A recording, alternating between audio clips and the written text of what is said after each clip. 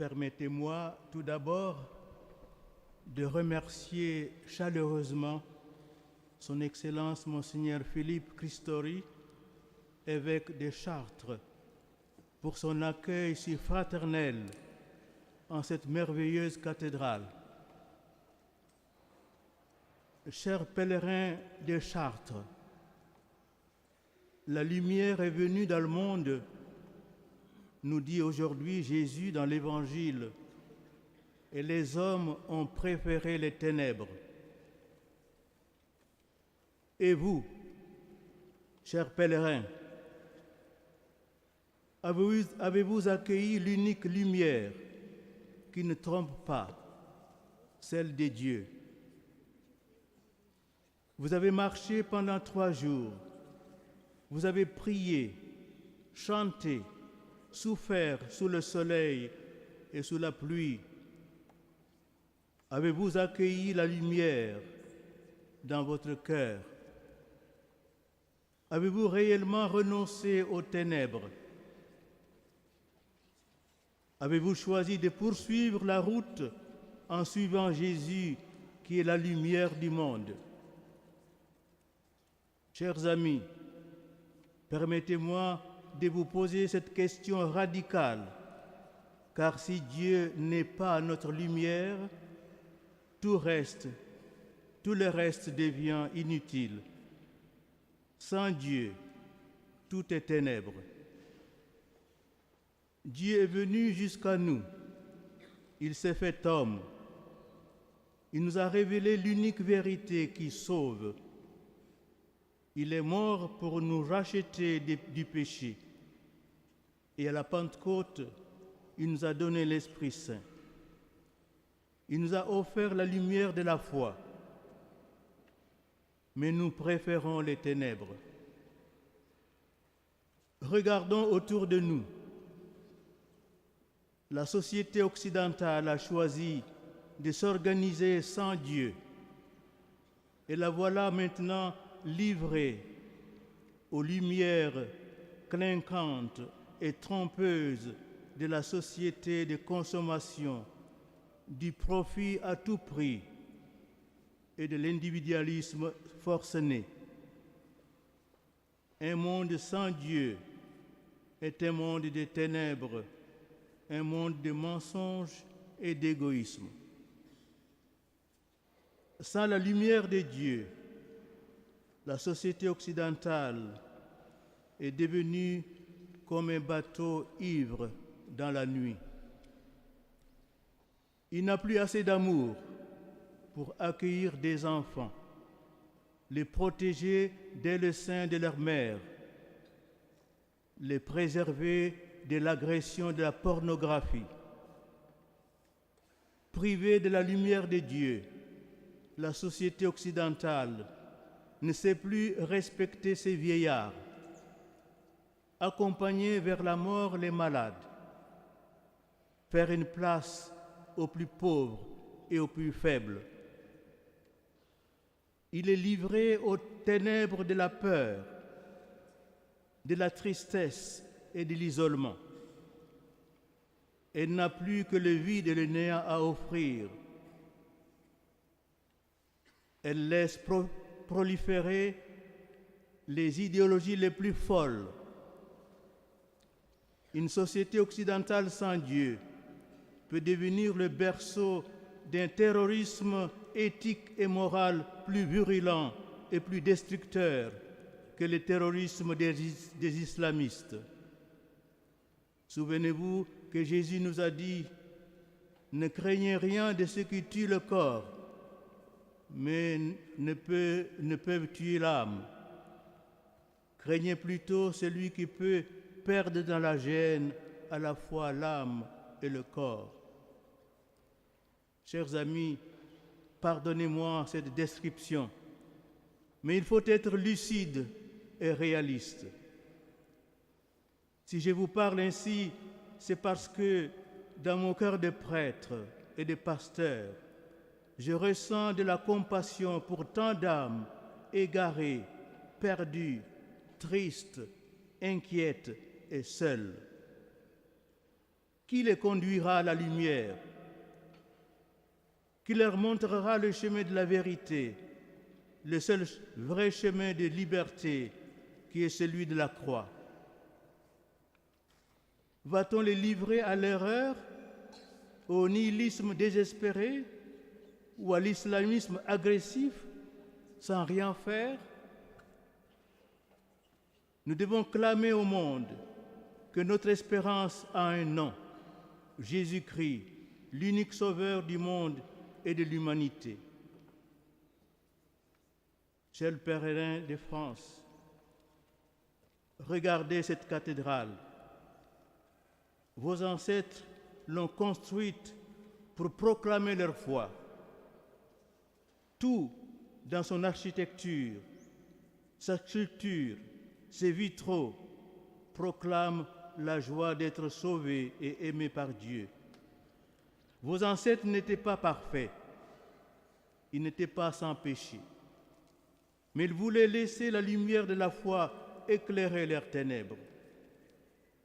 Aujourd'hui aussi, toi, peuple de France, réveille-toi, choisis la lumière, renonce aux ténèbres. Comment faire? L'Évangile nous répond: celui qui agit selon la vérité vient à la lumière. Laissons la lumière du Saint-Esprit illuminer nos vies concrètement, simplement et jusque dans les régions les plus intimes de notre être profond. Agir selon la vérité, c'est tout d'abord mettre Dieu au centre de nos vies, comme la croix est le centre de cette cathédrale. Mes frères, choisissons de nous tourner vers lui chaque jour. En cet instant, prenons l'engagement de garder tous les jours quelques minutes de silence pour nous tourner vers Dieu, pour lui dire: Seigneur, règne en moi, je te donne toute ma vie. Chers pèlerins, sans silence, il n'y a pas de lumière. Les ténèbres se nourrissent du bruit incessant de ce monde qui nous empêche de nous tourner vers Dieu. Prenons exemple sur la liturgie de la messe de ce jour. Elle nous porte à l'adoration, à la crainte filiale et amoureuse devant la grandeur de Dieu. Elle culmine à la consécration où tous ensemble, tournés vers l'autel, le regard dirigé vers l'hostie, vers la croix, nous communions en silence dans le recueillement et l'adoration. Frères, aimons ces liturgies qui nous font goûter la présence silencieuse et transcendante de Dieu et nous tournent vers le Seigneur. Chers frères prêtres, je vais m'adresser maintenant à vous spécialement. Le saint sacrifice de la messe est le lieu où vous trouverez la lumière pour votre ministère. Le monde que nous vivons nous sollicite sans cesse. Nous sommes constamment en mouvement. Le danger serait grand de nous prendre pour des travailleurs sociaux. Nous ne porterons plus alors au monde la lumière de Dieu, mais notre propre lumière, qui n'est pas celle qu'attendent les hommes. Sachons nous tourner vers Dieu dans une célébration liturgique recueillie, pleine de respect, de silence et empreinte de sacralité. N'inventons rien dans la liturgie. Recevons tout des dieux de l'Église. N'y cherchons pas le spectacle ou la réussite. La liturgie nous l'apprend. Être prêtre, ce n'est pas d'abord faire beaucoup. C'est être avec le Seigneur sur la croix. La liturgie est le lieu où l'homme rencontre Dieu face à face. La liturgie est le moment le plus sublime où Dieu nous apprend à reproduire en nous l'image de son Fils Jésus-Christ afin qu'il soit l'aîné d'une multitude. Elle n'est pas et ne doit pas être une occasion de déchirement, de lutte et de disputes. Dans la forme ordinaire, tout comme dans la forme extraordinaire du rite romain, l'essentiel est de nous tourner vers la croix, vers le Christ, notre orient, notre tout, notre unique horizon. Que ce soit dans la forme ordinaire ou la forme extraordinaire, sachons toujours célébrer, comme en ce jour, selon ce qu'enseigne le Concile Vatican II, avec une noble simplicité, sans surcharge inutile, sans esthétique factice et théâtrale, mais avec le sens du sacré, le souci premier de la gloire de Dieu, et avec un véritable esprit de fils de l'Église d'aujourd'hui et de toujours. Chers frères prêtres, gardez toujours cette certitude. Être avec le Christ sur la croix, c'est cela que le célibat sacerdotal proclame au monde. Le projet de nouveau émis par certains de détacher le célibat du sacerdoce en conférant le sacrement de l'ordre à des hommes mariés, les viri probati, pour, disent-ils, des raisons ou des nécessités pastorales, aura pour grave conséquence, en réalité, de rompre définitivement avec la tradition apostolique. Nous allons fabriquer un sacerdoce à notre taille humaine, mais nous ne perpétuons pas, nous ne prolongeons pas le sacerdoce du Christ, obéissant, pauvre et chaste. En effet, le prêtre n'est pas seulement un alter Christus, un autre Christ, mais il est vraiment ipse Christus. Il est le Christ lui-même. Et c'est pour cela qu'à la suite du Christ et de l'Église, le prêtre sera toujours un signe de contradiction. Et vous, chers chrétiens, laïcs engagés dans la vie de la cité, je veux dire avec force, n'ayez pas peur. N'ayez pas peur de porter à ce monde la lumière du Christ. Votre premier témoignage doit être votre propre vie, votre propre exemple de vie. Ne cachez pas la source de votre espérance. Au contraire, proclamez, témoignez, évangélisez. L'Église a besoin de vous. Rappelez à tous que seul le Christ crucifié révèle le sens authentique de la liberté. À vous, chers parents,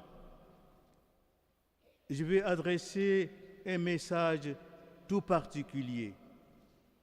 Être père et mère de famille dans le monde d'aujourd'hui est une aventure difficile, pleine de souffrances, d'obstacles et de soucis. L'Église vous dit merci. Oui, merci pour le don généreux de vous-même. Ayez le courage d'élever vos enfants à la lumière du Christ. Il vous faudra parfois lutter contre le vent dominant, supporter les moqueries et les mépris du monde. Mais nous ne sommes pas ici pour plaire au monde. Nous proclamons, nous, un Christ crucifié, scandale pour les Juifs et folie pour les païens. N'ayez pas peur, ne renoncez pas. L'Église, par la voix des papes, tout spécialement depuis l'encyclique Humanae Vitae, vous confie une mission prophétique. Témoignez devant tous de votre confiance joyeuse en Dieu, qui nous a fait gardiens intelligents de l'ordre naturel. Vous annoncez ce que Jésus nous a révélé par sa vie. Chers pères et mères de famille, l'Église vous aime. Aimez l'Église. Elle est votre mère. À vous, enfin, je vais maintenant m'adresser, vous les plus jeunes, qui êtes ici nombreux. Toutefois, je vous prie d'écouter d'abord un ancien qui a plus d'autorité que moi. Il s'agit de l'évangéliste Saint Jean. Au-delà de l'exemple de sa vie, Saint Jean a également laissé un message écrit aux jeunes. Dans sa première lettre, nous lisons ces paroles émouvantes d'un ancien aux jeunes des églises qu'il avait fondées. Écoutez cette voix forte d'un vieillard. Je vous l'ai écrit à vous les plus jeunes. Vous êtes forts. La parole de Dieu demeure en vous. Vous avez vaincu le mauvais. N'aimez pas le monde, ni ce qui est dans le monde. Le monde que nous ne devons pas aimer, commente le Père quant à la Messa, dans son homélie du Vendredi Saint, et auquel nous ne devons pas nous conformer, n'est pas, nous le savons bien, le monde créé et aimé par Dieu. Ce ne sont pas les personnes du monde vers lesquelles, au contraire, nous devons toujours aller, surtout les plus pauvres et les plus faibles, pour les aimer et les servir humblement. Non, le monde à ne pas aimer, c'est un autre monde.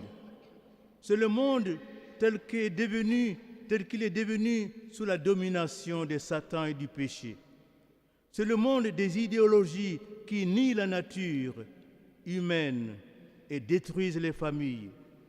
C'est le monde des structures onusiennes qui imposent impérativement une nouvelle éthique mondiale. Et tous, nous devons nous soumettre à cette nouvelle éthique mondiale.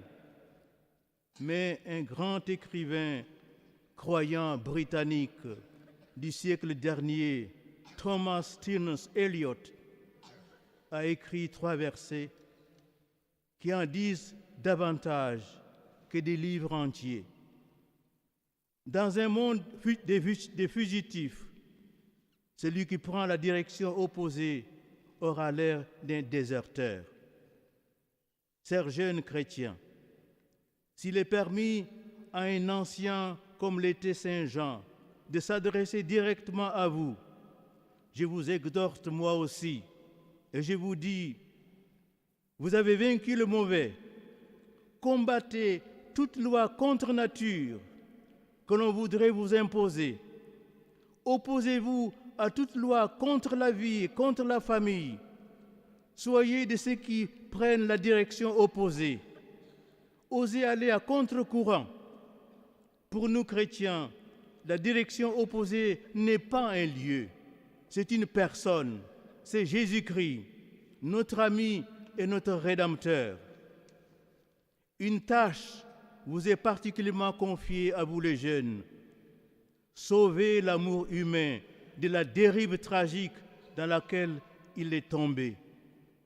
L'amour qui n'est plus le don de soi-même, mais seulement la possession de l'autre, une possession souvent violente et tyrannique. Sur la croix, Dieu s'est fait homme et il nous a révélé qu'il est agapé, c'est-à-dire l'amour qui se donne jusqu'à la mort. Aimer vraiment, c'est mourir pour l'autre, comme ce jeune gendarme, le colonel Arnaud Beltrame. Chers jeunes, vous éprouvez souvent sans doute dans votre âme la lutte des ténèbres et de la lumière. Vous êtes parfois séduits par les plaisirs faciles de ce monde. De tout mon cœur de prêtre, je vous le dis, n'hésitez pas. Jésus vous donnera tout. En le suivant pour être des saints, vous ne perdrez rien. Vous gagnerez la seule joie qui ne déçoit jamais. Chers jeunes, si aujourd'hui le Christ vous appelle à le suivre comme prêtre, comme religieux ou religieuse, n'hésitez pas. Dites-lui fiat, un oui enthousiaste et sans condition. Dieu veut avoir besoin de vous. Quelle joie, quelle grâce. L'Occident a été évangélisé par les saints et les martyrs. Vous, jeunes d'aujourd'hui, vous serez les saints et les martyrs que les nations attendent pour une nouvelle évangélisation. Vos patries ont soif du Christ. Ne les décevez pas. L'Église vous fait confiance. J'ai prié pour que nombreux parmi vous répondent aujourd'hui durant cette messe à l'appel de Dieu, à le suivre, à tout laisser pour lui, pour sa lumière. Quand Dieu appelle, il est radical. Il nous appelle tout entier, jusqu'au don total, jusqu'au martyre du corps ou du cœur. Cher peuple de France, ce sont les monastères qui ont fait la civilisation de ton pays. Ce sont les personnes, les hommes et les femmes qui ont accepté de suivre Jésus jusqu'au bout, radicalement, qui ont construit l'Europe chrétienne. Parce qu'ils ont cherché Dieu seul, ils ont construit une civilisation belle et paisible comme cette cathédrale. Peuple de France, peuple d'Occident, vous ne trouverez la paix et la joie qu'en cherchant Dieu seul. Retournez à vos racines, retournez à la source, retournez au monastère. Oui, vous tous, osez aller passer quelques jours dans un monastère. Dans ce monde de tumulte, de laideur, de tristesse, les monastères sont des oasis de beauté et de joie. Vous y ferez l'expérience qu'il est possible de mettre concrètement Dieu au centre de toute sa vie. Vous y ferez l'expérience de la seule joie qui ne passe pas. Chers pèlerins, renonçons aux ténèbres, choisissons la lumière. Demandons à la très sainte Vierge Marie de savoir dire fiat, c'est-à-dire oui, pleinement, comme elle, de savoir accueillir la lumière de l'Esprit Saint, comme elle. En ce jour où, grâce à la sollicitude du Saint-Père le Pape François, nous fêtons Marie, Mère de l'Église, demandons à cette Mère très sainte d'avoir un cœur comme les siens, un cœur qui ne refuse rien à Dieu, un cœur brûlant d'amour pour la gloire de Dieu, un cœur ardent à annoncer aux hommes la bonne nouvelle, un cœur généreux, un cœur large comme le cœur de Marie, aux dimensions de l'Église, aux dimensions du cœur de Jésus. Ainsi soit-il.